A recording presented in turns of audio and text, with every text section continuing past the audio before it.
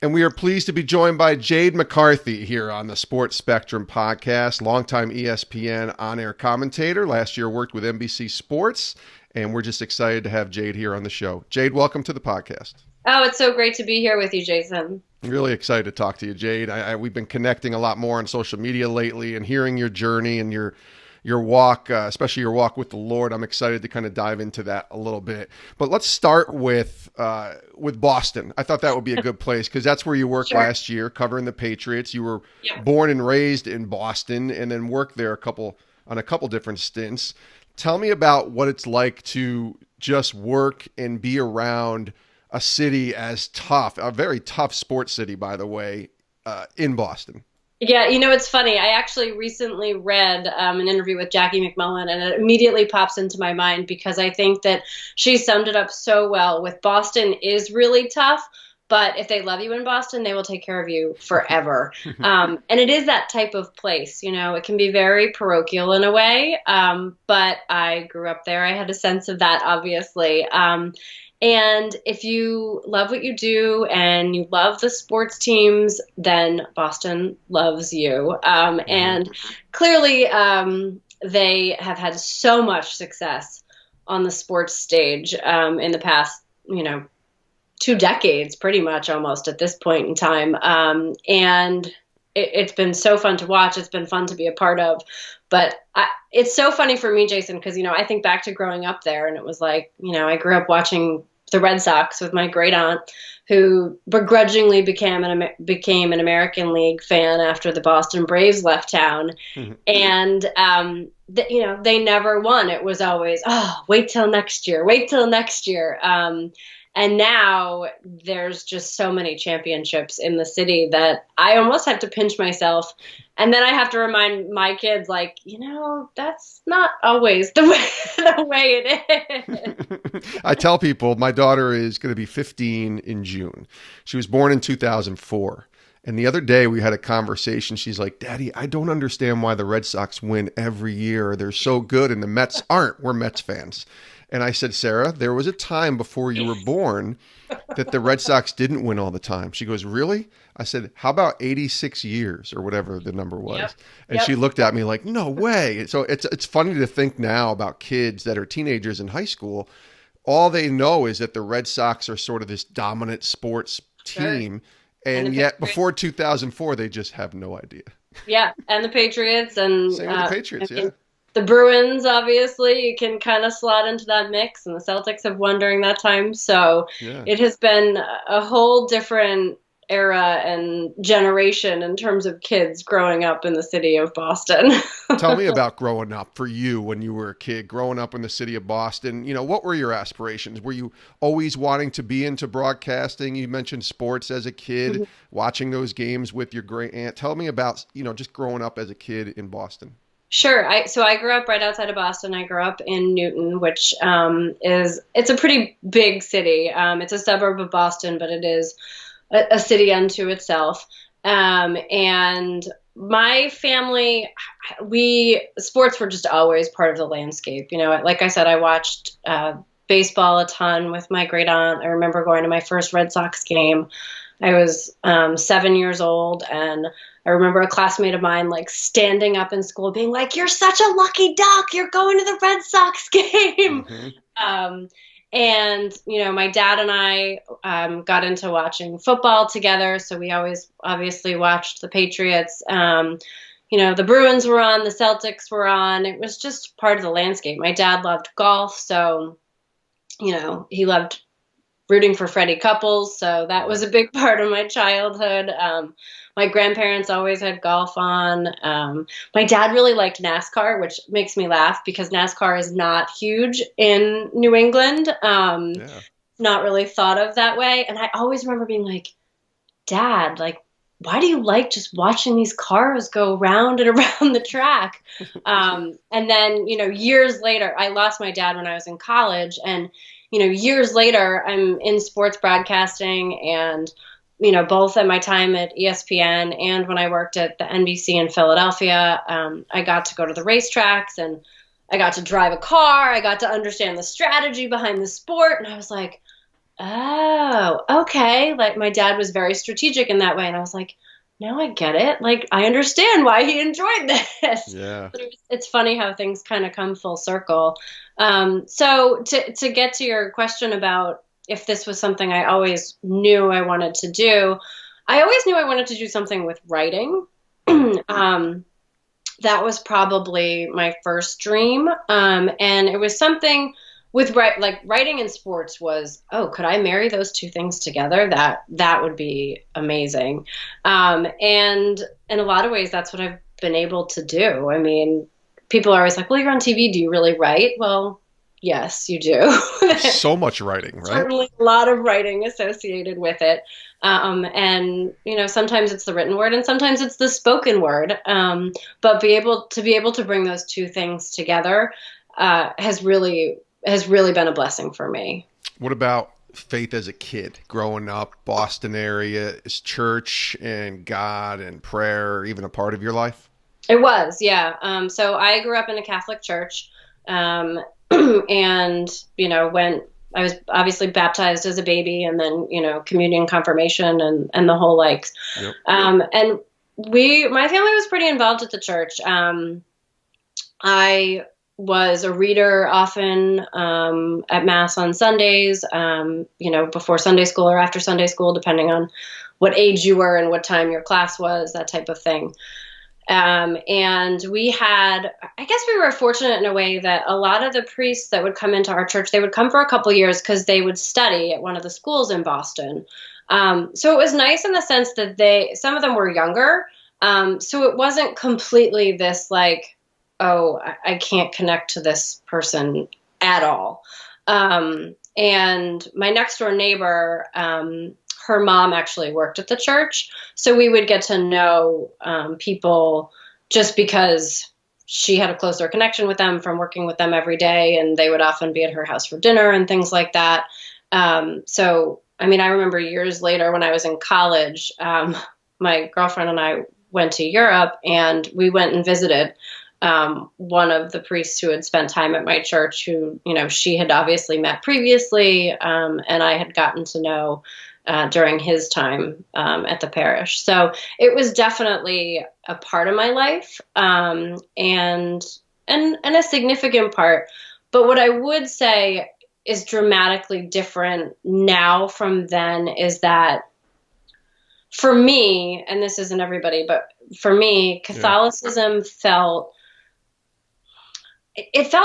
somewhat unattainable, because, like only the priest can read the gospel. Like you can't sit there and like open up John and like delve into it the same way that I feel like I can do now. Yeah. So it almost felt like it was there, but it was like at a hand's distance, just from my experience growing up Catholic. Yeah, I grew up Catholic as well. And I think about, I was baptized as a baby, made my first communion, did my confirmation at 14 or 15, but I really didn't have this word relationship, which is what I heard about in my 20s, late 20s, when I finally, I guess, started getting serious about my faith. Was that something that was foreign to you, I guess, too? That whole idea of having a relationship with God or Jesus, was that foreign to you, I guess, growing up?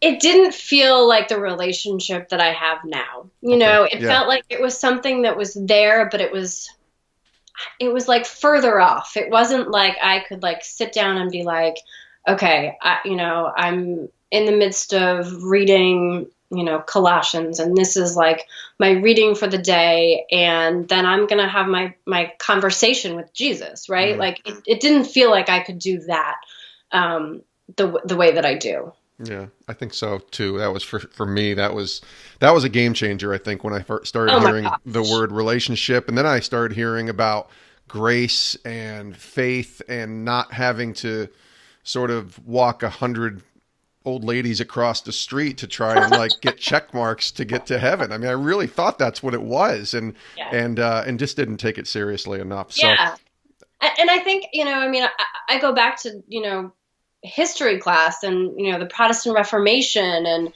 just the whole notion of like, well, wait a minute, like this should be between you and God, and this and as we know, like Jesus came and he lived without sin and he died for us so that we have that ability to go to heaven. Like if we believe, we're in, like the gates are open. And to go back to that history class, you're like, oh yeah, like I remember that whole concept of, wow, like were you giving the church money because you had to do that if you wanted to get in? And were you living life this way because that was part of being able to have eternal life? And so it's a very, it's a big distinction for me in terms of how I grew up versus how I'm now raising my own kids. Jade McCarthy is our guest here on the Sports Spectrum podcast. I want to go back into your career a little bit because as I was looking through and doing research, and you and I know each other, but just I don't think I knew your broadcasting stops. Although I know that this is a very common trait for those that go into broadcasting. You really have to grind and kind of start certain places and then go to different areas. And you went through Springfield, Mass, to Huntsville, Alabama, to Philadelphia, Boston, and then Bristol, Connecticut. So I wonder, let's go through that a little bit, what those early years were like for you in the business, grinding, just trying to figure out this whole broadcasting journey. Sure. So Springfield,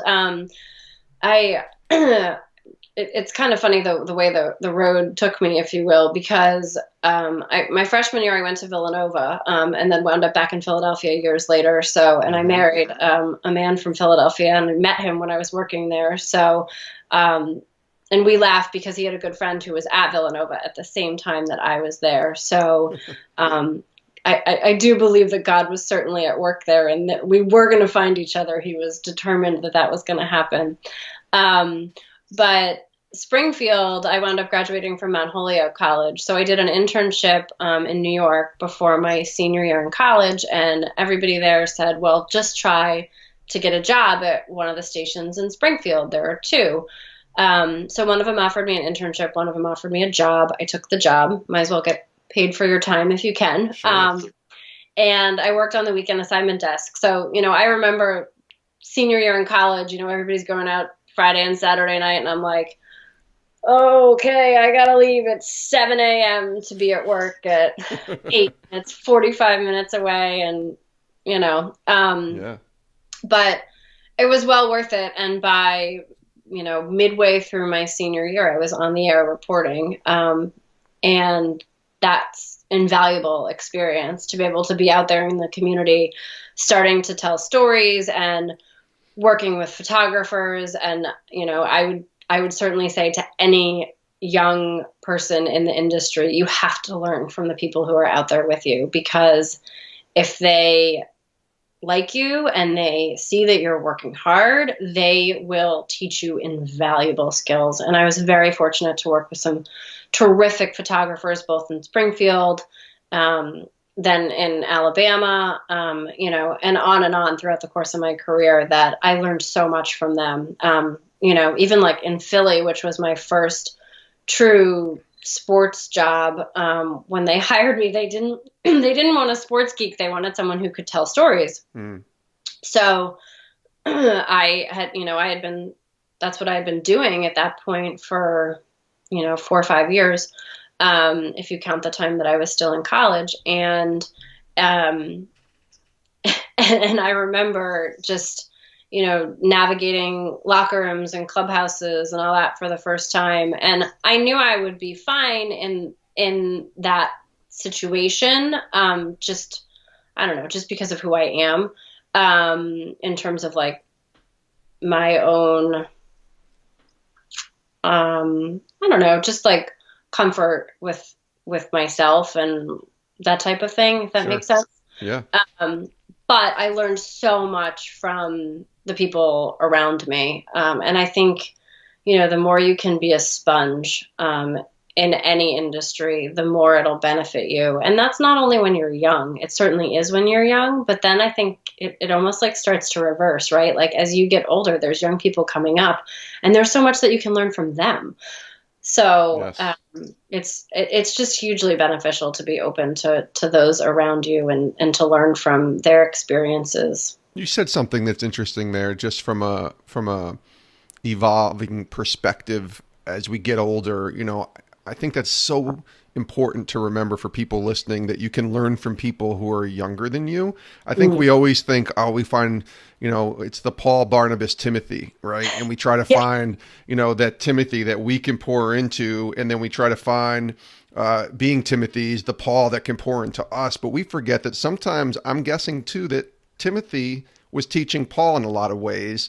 Tell me about that a little bit more as you've gotten older and learning from people who are either less experienced, younger, even in different, areas of the fields that you're working in. I think, for me, and I'm sure you can relate to this, but social media is like a huge part of that, right? Like, I still feel like I'm constantly failing social media.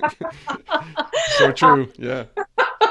And, for the generation younger than me, it's like, what do you mean? Like, it's just how it is. Like, because it's been a part of their fabric for as long as they've been old enough to really know it. I mean, that's just the reality. It's like, I think my 7-year-old, who I try not to let have too much screen time. Sure.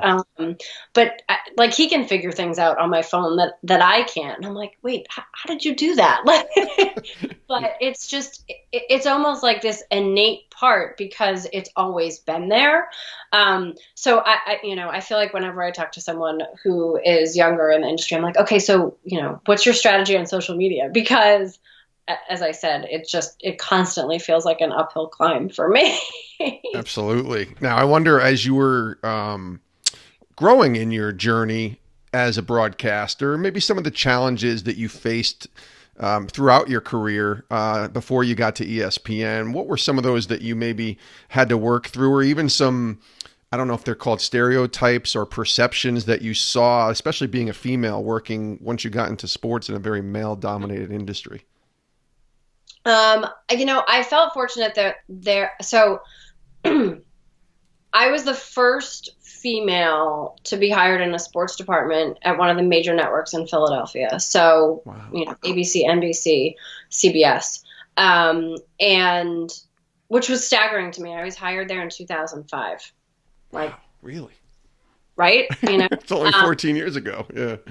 Right, exactly. And there was another woman, her name's Jamie Apodi. She was hired at the ABC. She's still there. She's at WPVI. And she was hired, I don't know, within a few months of when I was hired. So, so like my old news directors used to be like, oh, that was totally a reaction, like how news directors in the business are. So, but I felt fortunate that there were a lot of, I shouldn't say a lot, but there were several women who wrote, whether it be for the Inquirer or the Daily News or some of the other papers in that area, that, they had walked a lot of those hallways prior to me, as well as, national broadcasters and writers as well. So, the path had been paved for sure. And there were women who were really good to me. Leslie Goodell was at Comcast Sportsnet in Philly for a very long time. She covered the Phillies predominantly, but did some other stuff also. And, she was very like, hey, if you need anything, I'm here. Dana O'Neill, who was with ESPN for a long time. Sure. Same thing. I remember, Dana being very welcoming. Ashley Fox, who I got to work with, on NFL Insiders at ESPN when we were both there. She's terrific. And Ashley and I, I remember having conversations with her then and, up until, now. And so there were definitely people that I could go to. That said, like, as a female in this industry, I have found that you have to be confident in who you are. And for me, I never dealt with anything that made me really uncomfortable. But I also think that just the way that I carried myself kept me from being in uncomfortable situations. Yeah, that makes complete sense. And I know it was 2012 when ESPN came calling and you got your opportunity to come to Connecticut and to work with the worldwide leader. Tell me about that process. And I know in that sort of realm, and especially in your time there, so much had happened for you, because I remember multiple times seeing you on SportsCenter, and you were pregnant and getting ready to have kids, and just thinking about going through so many things that happened during your time at ESPN. Tell us about getting that job and coming to Bristol. Yeah, I mean, it was a huge, my husband and I kind of look back at it and we're like, whoa, like that was just a time of so much change. We had our first child. I don't know, but he was almost a year. He was 11, just about 11 months when I started at ESPN. So it was, we had just sort of gone through okay, like, now we're parents, and I still contend that the biggest learning curve with kids is from 0 to 1. Absolutely. Because that's the life-changing one for sure.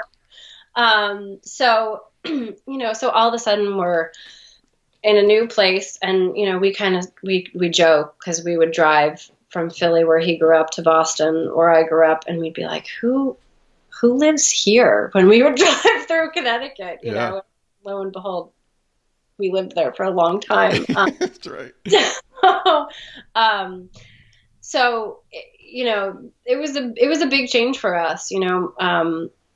We felt like, okay, like, this is ESPN. We're gonna take this opportunity. Like, you don't pass up on that. Of course. And we didn't. But it was certainly a lot of change. And then, I had been there for a few years, and we wanted to have a bigger family. And so I felt like I was established some. And, I think anybody will tell you there's never really a good time to have a baby. So you're going to have to say, well, if this is something that's important, and if, God's going to bless me with more children, then we're going to do it. So I had my middle guy when I was working mostly on SportsCenter, and then was working on more NFL stuff, and got pregnant with my daughter, and then I was about 7.5 months pregnant when I found out I was part of that round of layoffs in April of 2017. There's so much there. Let's unpack a little bit of the whole dynamic of maybe your faith in your time at ESPN, and where was your faith then? I know we're going to talk about what took place after the round of layoffs, but where was it during your time there? Tell me about that, and just kind of faith, and even working at SportsCenter and working on NFL Live and the shows that you were part of. Sure. So in terms of my faith at that point, my husband and I have always been believers. And I remember when we moved here, every couple of months we'd be like, man, like we really have to find a church. Like, we really have to find a church. And knowing what we know now, it probably would have been easier. But at that point, it was like, I worked every Sunday morning pretty much, because I hosted SportsCenter in the morning on the weekends. And then like half the year, it seemed like I would end up on the 6 o'clock Saturday night SportsCenter, and then the 8 a.m. Sunday morning SportsCenter. And we're like, all right, well, that's like every time that you can go to church pretty much. So, it's funny, because we would say it over and over again, like, oh man, like, we really have to find a church. We really have to find a church. And we would, we would not never go to church, but it was never a regular part of what we were doing. And so it wasn't part of our oldest son's routine when he was really little, versus my youngest now, who's around his age. Like, she's at church twice a week. So it's very different. And I didn't, to get back to what we were talking about earlier, like, really like that relationship and spending time in God's word, and doing it every day, like, really. And it's not always, I'm busy. I have lots going on too, but I spend at least some time in God's word every day now. And that certainly wasn't something that I was doing during my time at ESPN, which feels like a big change. It really does. Do you like working at ESPN? I asked that. Maybe that's not the right question, because I think everybody that I've known who worked there liked working there. You're at ESPN, but tell me about the times that you were there, and just, what that was like for you. I think the biggest challenge for me there was the consistently changing schedule. Yeah. Like, Yeah. whether it was like, okay, like today I'm on the 9 a.m. and then I'm on the 11 and then I'm back on the 9 and then I'm doing NFL Live. That was the challenge for me and my family, especially, I think for my husband, who is just wonderful. And, he was the one who often had to like figure out the rest of it. Like, okay, like you need to pick up Mac at daycare today because I can't because I'm on this show, that type of thing. Yeah. That was probably the biggest challenge, was just the rhythm of life is a little bit harder when your schedule is like that. But I mean, the people there are terrific, as you know. Absolutely. And I just, and the opportunities were so great, I mean, I think about not only the people that I met internally there, but also, to go out and, I joke, one of the coordinating producers there who worked on NFL Countdown for so long, I just started going to the countdown meetings because I really wanted to be able to tell feature stories. Yeah. And so, I would show up every Monday morning. If I wasn't on the air doing another show, like I was sitting in the meeting and pitching stories. And so, and I pitched good stories, so he was like, all right, like I really got to give her a chance. Mm-hmm. And for me, that was awesome because to be able to go out and meet people like outside of the four walls, as we would often say, even though there's thousands of walls at ESPN because it's huge, was huge. And to be able to share stories of up and coming players, or someone like Julian Edelman, who has, been huge, obviously, in New England for years and years, but so many people didn't know his whole story, that he was a college quarterback at Kent State and that he was this like undersized kid who was just really, really determined to play football. And I mean, you still see it in the way he plays the game now.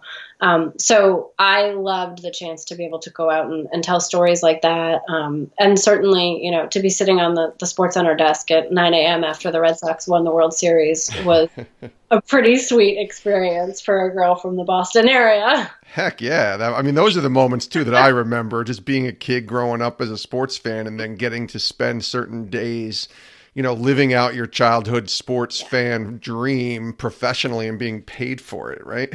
Right. For sure. And also, like, I loved the, like I would sit there with Bill Polian and be like, oh man, like we both have stuff to do. Cause like an hour would go by and we would just sit there and be talking about football. Yeah. Because again, like it goes back to that notion of being a sponge. Like I just felt like there were so many things that I could learn in that conversation with him. And that, I mean, you can go down the list, right? I mean, like Teddy Bruschi, Louis Riddick, Damian Woody, like just keep going. Like there were so many people that had experiences that I could learn from, that it was so fun to be able to have those conversations and to talk with them. And that crosses, every sport. Certainly not just the football guys in there, but you could learn from any one of them. Jade McCarthy is our guest here on Sports Spectrum, and you have the same title that I have in many ways, former employee of ESPN. It was April 2017 for you and so many others, so many talented people. I remember that day. It really it was one of those depressing days being on social media because so many people were announcing that they no longer worked for ESPN. They were part of a layoff that the company had decided to go forth with. And I just wonder if you could kind of take us through that day and just even leading up to that, if you had any inkling that was going to take place for you. I call me naive, Jason. I thought I was going to be okay. There had been so much talk about wanting people who were versatile and could do different things. And I was like, okay, well, I do SportsCenter, I do NFL stuff, I do feature stuff for it. Like, I just felt like I had a lot of diversity in the things that I contributed. Yeah. I did Outside the Lines sometimes. Like, there were just a lot of different things. And I had just gone out that week on a story for E60. And I was super excited about that because I had really been trying to work on that platform for a couple of years at that point. Yeah. So I was really to the moon that I had that opportunity. And the story did wind up running months later. It actually ran on Super Bowl Sunday because it was a New England-based story. So, I thought that I was going to be okay. The day itself was awful. And that was by 10 o'clock in the morning when I walked down the hallway and heard a friend of mine crying. I mean, it just, the entire place felt like it had this awful black cloud around it that day, and everybody was on eggshells, and it was leading up to the NFL draft. I had been doing all this prep work because I did all of our interviews from the studio that didn't make air on draft night, that I then used throughout the season. So I was like knee deep in draft prep, and I was hosting NFL Live that day, and I'd gone out on the C60 story, and I was 7.5 months pregnant. So no big deal. Yeah. So, and I remember seeing people throughout the course of the day, and then I sat down on the NFL Live desk to do the show, and we hit the A block, and I saw this text message, and I opened it during the break. The A block is the first section of the show before the first commercial break for the non-TV folk. Yep. And I opened the text message, and it was a colleague, and all it said was, "Damn, I'm so sorry." And I instantaneously knew what that meant and processed it semi-quickly because you have, 3 minutes before you're back on live TV. And thought, okay, I still have to get through the rest of the show because, if there's one thing that my parents raised me to be, it was professional. Yeah. So I was going to finish the show and do it to the best of my ability. So I did that. And then when I walked off the set, a friend and manager was standing there and said, I need you to meet me over at HR. But at that point, I already knew it was coming. And it was, as I said, I didn't expect it. So it was very hard. And I remember sitting at the kitchen table with my son that night and him being like, "Well, why don't they want you, Mommy?" Yeah. And that's hard. Like, how do you answer that question? There's no really great answer for that because in a lot of ways, I don't think it's because they didn't want any of us. It's because they decided that, they this had is what they had to do. Yeah. Right. Exactly. Yeah. So to put that in little kid terms is not all that simple. Because even in big kid terms, I don't think it's that simple. No, that's so true. And I think so many people were wondering and questioning, why great people like Danny Kanell and great people like, I think Jason Stark was a part of that, and certainly yourself and so many others who were really good, Dana, smart Ashley, people. Who I both mentioned from Philly, they were a part of it. Yeah. I think it just went on and on. Ed was part of that too, Ed Werder, I think. So many really talented people, and there was a lot of questions like, what are they doing? And listen, this isn't going to be a bashing session. I'll never. I've said this to many people. I will never bash ESPN publicly. I won't even bash them privately because of just so much of what they've given to me and done for me. Sure. It was an honor and a privilege to work there. It was. But yet, that's still very hard. I think your situation is unique and different from anybody else I've talked to because you found out while you're on the air, and yet you're finishing your show knowing that this is taking place, whereas a lot of other people, I think, found out after. Right. you know, and I guess if you're a reporter, you're in the middle of whatever you're doing there, but you were on air as an anchor hosting a show.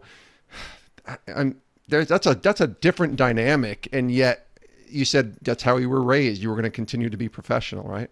Yeah. Yeah. I mean, you know, people said to me after, like, man, like, how come you just didn't walk off the set? Like, and you could have, I guess, and nobody would have thought differently, right? Like the thought didn't even occur to me at the time. I mean, it's not part of who I am. It's not something that, as I said, I would even think to do, let alone actually do. And for me, like, what would that accomplish? Right. Nothing. Yeah. Nothing. So, you know, I've never watched that show. I mean, I never went back and like tried to see how it was. Sure. I don't know that it was my best show. I was certainly probably momentarily distracted, but look, like, if you're in TV for as long as I have been, like, you have had some shows where there have been a lot of other things going on, and you just have to focus on what you're doing at the task at hand, you know. And I'm sure it's, you know, for the same for, you know, a surgeon in the operating room, or, you know, someone who's constructing a building. Like, there's always going to be other things in life that are going on. And you have to, in some sense, be able to say, okay, I'm going to put that aside for now, and I'm going to focus on the task at hand. And it's not always pretty, you know. I remember, like, getting salmonella poisoning and trying to anchor a 2-hour morning show years earlier, and let's just say the weatherman was really good at filling, so I was thankful to have a meteorologist that could stretch his forecast out longer. But you know, you get through stuff. Yeah. And you know, and then at the end of it, you can walk out and feel good about it. I'm looking in the book of James, and we were even talking about this before we went on the air. And in the very first chapter of James, in verse 2, it says, "Count it all joy when you fall into various trials, knowing that the testing of your faith produces patience. Patience then produces endurance and perseverance." And it's just thinking about that makes me think of your story a little bit, because I know that something really powerful took place in your life in one of the tougher moments of your life, losing your job, and losing a job in a place like ESPN, in your relationship with the Lord. Can you expand and share kind of what took place? I know you wrote a really poignant post on Twitter on the 1 year anniversary, and shared a little bit of it. Can you go a little deeper and tell us what happened? Sure. It's so funny that's the passage that you bring up, because our pastor actually preached on that a couple months ago, maybe more than that now, but it really resonated with me. And it goes on to talk about, you know, endurance produces character. Yeah. And he, I mean, he's terrific. And one of the things that he talked about is, you know, that like, that's not the worldview, right? Like, the worldview is probably, you know, struggles produce doubt, and doubt produces, insecurity, and, you know, it just turns into this spiral, right? Yeah. And the godly view is the opposite. Because for me, you know, a few days after knowing that I was no longer employed at ESPN, we had friends of ours who, you know, who go to church regularly. And it's the church that, you know, we had been going to. We go to Valley, Valley Community Baptist. And they said, well, why don't you come to church? And my husband and I looked at each other and went, well, we're not doing anything Sunday morning now, so yeah, let's go to church. Yeah. I mean, and I wrote about this, but I remember standing in church that Sunday, and I mean, the music is wonderful there. It's so powerful, and it just you know, it just hits you every week. And we're very fortunate that our pastor is just tremendous. And it's crowded. It's, you know, there's never like a Sunday where there's not a fair number of people there. Sure. And I remember standing there in the middle of his sermon, and all of a sudden I just had tears like streaming down my face. And I was like, whoa. I mean, and I'm not one to be emotional typically in front of other people, so I was completely sort of blown away. Sure. And we just felt like all of a sudden we were going to, like, we knew that we were going to make that a larger part of our life. And as I said, to recenter ourselves and all of a sudden to be like, okay, like, Jesus needs to be our compass. Like, because if you point a compass and you find true north, then that's what we want it to be. Yeah. And it's always going to point us in the right direction. And I think, you know, from then it just grew, Jason. You know, I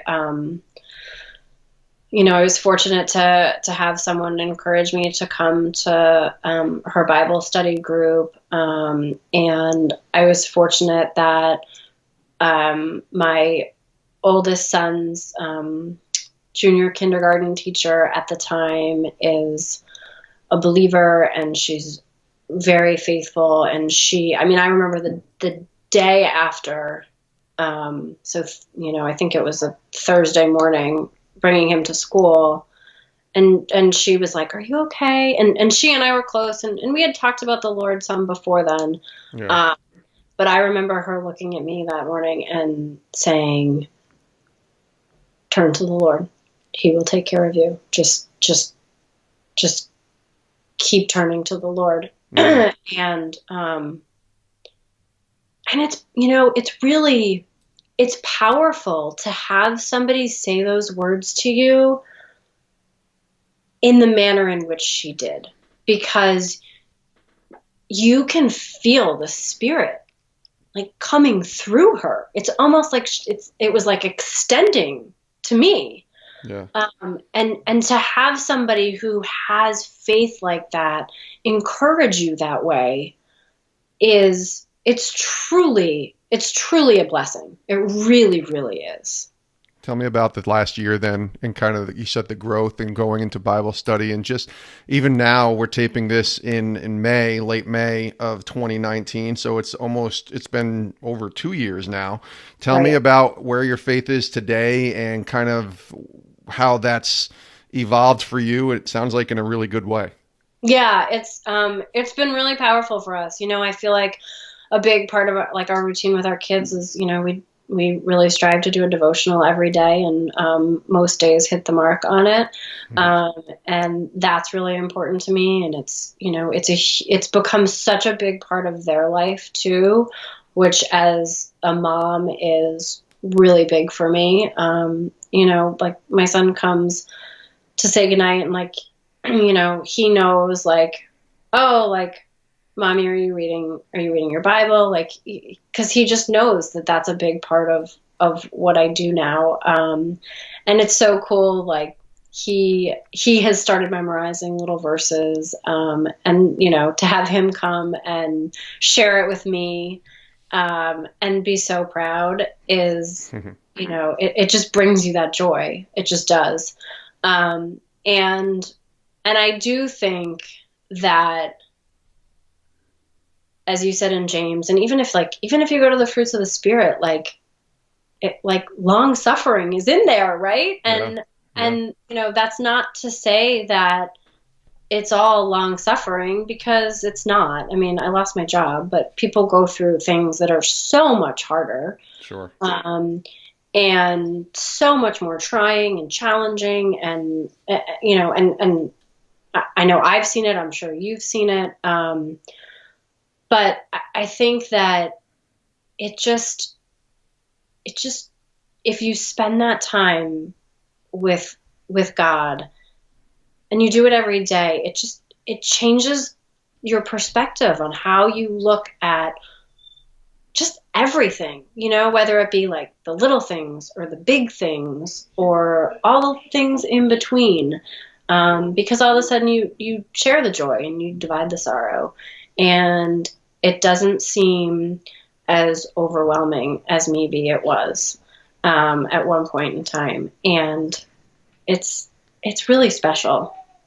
Jade McCarthy's been our guest here on the Sports Spectrum podcast. I love your story, and I love where God has you now. But I'd always like to ask this question to our guests as we close. It's the final question. What are you learning from God right now? What is he teaching you today that maybe he didn't teach you 2 years ago or 5 or 10 or whatever? What is he teaching you right now in the season of life that you're in? Sure. I think patience. I Yeah. do. I think a lot of it is patience, and I think it's, on little scales. Like, I mean, I have 3 kids, and they're little. My oldest is 7, but then I have one who's getting close to 2 and one who's getting close to 4. So it's certainly being patient with them, because we all know they can have their tantrums, and they're not always at the most opportune times. So Absolutely. if we're at Costco and one of them's throwing a tantrum, which has happened, You're only human, right? Of course it's going to happen. yeah. So I think on the little things, it's patience. And then, I think on the big things, it's patience too. What the future holds for our family, and, if it's going to be in Connecticut where we are now, or if it's going to be somewhere else, and, professionally what it means and all those things. I think of the story of Simeon in Luke 2, and how he knew he was going to see the Messiah, but he didn't know when. And he was waiting like on tiptoe. It says in one of the translations, Yes. and just that, it's almost like that little kid, like waiting for Christmas, right? Like you're waiting, and you're being patient, but you're doing it with a joy about yourself. And I think that is so different than what the world tells us, in this age of instant gratification, and I want it yesterday. God tells us, like, I will see the goodness of the Lord in the land of the living. And you just have to be patient and be joyful while you are, even if it is a time of challenge or struggle, because it's there, and it will come on his time. She is Jade McCarthy. We didn't even get a chance to talk about how you navigate having a husband who's an Eagles fan in that household, and you being a Boston fan. I don't know how you guys can get along that way with that Super Bowl a few years ago, but that's We somehow managed. I was going to say that's a deeper conversation that we might have. Story next time, Jason. Absolutely. Let's save it. You can't give it all to him in one interview, right, Jade? This has been great. Thanks for joining us here on the show, and I really appreciate it. And hopefully we'll do it again. Look forward to it. Thanks so much for having me.